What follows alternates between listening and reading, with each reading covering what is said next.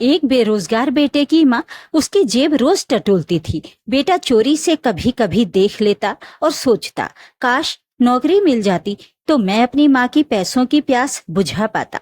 लेकिन माँ तो उसकी जेब में सल्फास की गोलियां ढूंढती थी, कहीं बेटा तंग होकर खा न ले। बेटा सोचता था, बेरोजगार होना भी एक अभिशाप है, शायद दुनिया में नौकरी न करना भी सबसे बड़ा पाप है।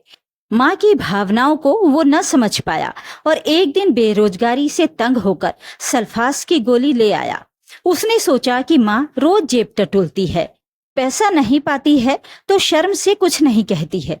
शाम को बेटे ने जैसे ही गोली को होठों से लगाया तो माँ का दिल बड़े जोर से धड़का। माँ का दिल जल उठा और उबाल खाया। माँ दौड़ी दौड़ी गई बेटे के पास और बोली, क्या हुआ बेटा, क्यों उदास है? तू आज बहुत दुखी है। मुझे इस बात का एहसास है बेटा कि तू आजकल परेशान है।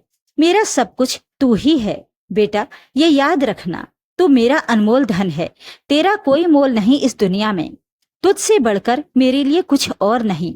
माँ रोकर बोली, जिस दिन तुम मुझसे रिश्ता तोड़ दोगे उस दिन मैं भी दुनिया छोड़ दूंगी। बेटा भी इतने पर रो पड़ा और बोला, माँ आप मुझे इतना प्यार करती हो तो सच बताना, आप मेरी जेब में क्या ढूंढा करती थी?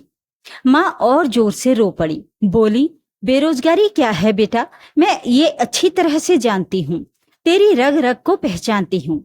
कहीं तू नादानी में कुछ कर न ले, कहीं कुछ गोलियां खाकर तू अपनी जान न दे दे। बस तेरी जेब में मैं रोज उन गोलियों को ढूंढती थी। बेटा और जोर से रो पड़ा। माँ बोली, आज तेरी जेब देखना भूल गई थी बेटा, मेरा दिल अभी अभी बहुत जोर से धड़का, इसलिए तेरे पास आई हूँ। और जेब की तरफ जैसे ही माँ ने हाथ बढ़ाया, बेटा रोते हुए बोला, माँ तू जो ढूंढ रही है वो यहाँ मेरी मुट्ठी में है। आज जो थोड़ा सा देर कर देती तो मुझे शायद नहीं पाती। मैं भी कितना पागल हूँ, मैं सोचता था कि माँ जेब में पैसे ढूंढती है और वो खुशी मैं आपको 1 महीना हो गया नहीं दे पाया, इसलिए माँ मैं ये कदम उठाने जा रहा था। माँ तो माँ ही होती है, ये बात याद रखना। अगर माँ कुछ गलत भी आपके साथ कर रही है तो उसमें भी आपकी भलाई ही होगी। आपकी माँ से ज्यादा आपकी परेशानी कोई और नहीं समझ सकता। अगर आपके जीवन में कोई भी परेशानी है तो कोई भी गलत कदम उठाने से पहले माँ को अपनी परेशानी जरूर बताएं।